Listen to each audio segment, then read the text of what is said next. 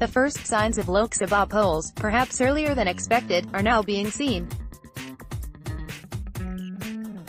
The return to a muscular Kashmir policy is already happening, demonstrated by zero tolerance towards Pakistani terrorists and homegrown extremists. It is less about the state and more about winning the support of the right nationalist constituency across India. Such sort of measures were only to be expected. Back-to-back by-poll losses in UP, MP and Rajasthan, all of which have BJP governments, the recent failure to form the government in Karnataka, and discontent among allies of NDA like the Shiv Sena, JDU, and Akali Dal, have put the ruling dispensation on the back foot. On the other hand, the Opposition Unity Index has now become a major talking point. What is especially being commented upon is the hectic activity in the Congress camp to win friends among regional parties, and at times play second or third fiddle to them, though so far it seems Congress BSP talks have broken down in MP. Despite all these developments, the BJP still has the edge and with some deft moves can regain the narrative. Here are some suggestions as to how BJP can win back India for a second term for Modi. Blow the Lok Sabha bugle. The BJP would do well to advance the general elections from April to May 2019 to October to November 2018 by 6 months and try to club 10 to 12 state assembly elections as well. This will deny much-needed time for the opposition to unite and block the anti-BJP sentiments from swelling further. It will also prevent opposition parties from raising material resources to fight the elections, of which they are extremely starved of just now, especially after demonetization and loss of power in most states. A win in the Lok Sabha and around 10 assemblies will make BJP central to Indian politics for a decade more, with Modi Shah at the core of this.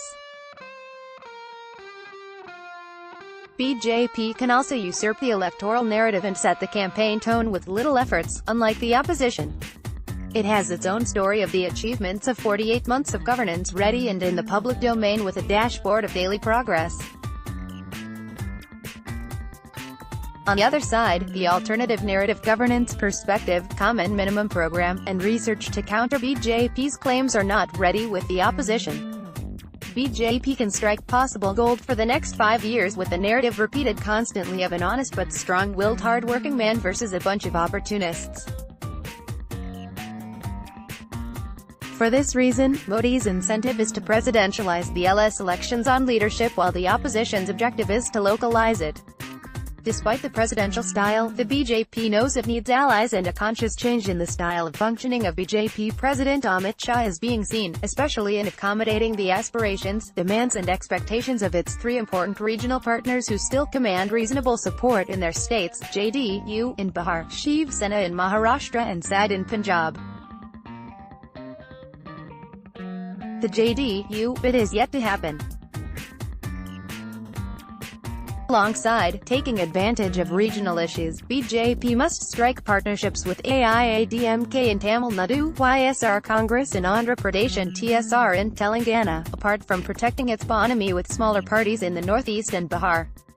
Absolute control over state governments. BJP holds power either on its own or with an alliance partner in 19 of India's 29 states.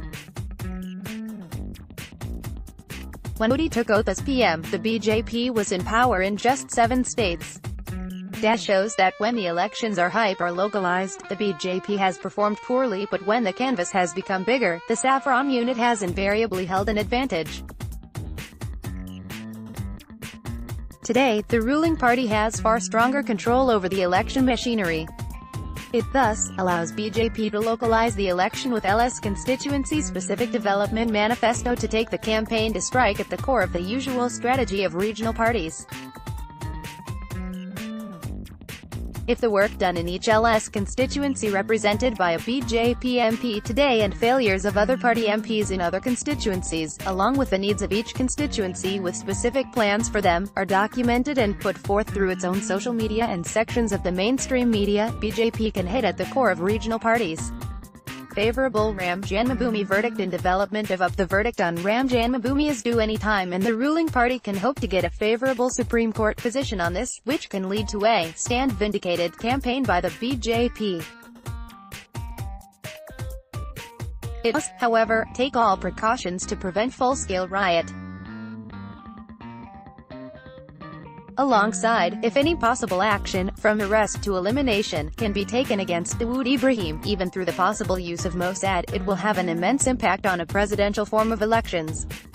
Surely, the biggest challenge for PM Modi is in Uttar Pradesh, as access to Delhi always comes through Lucknow.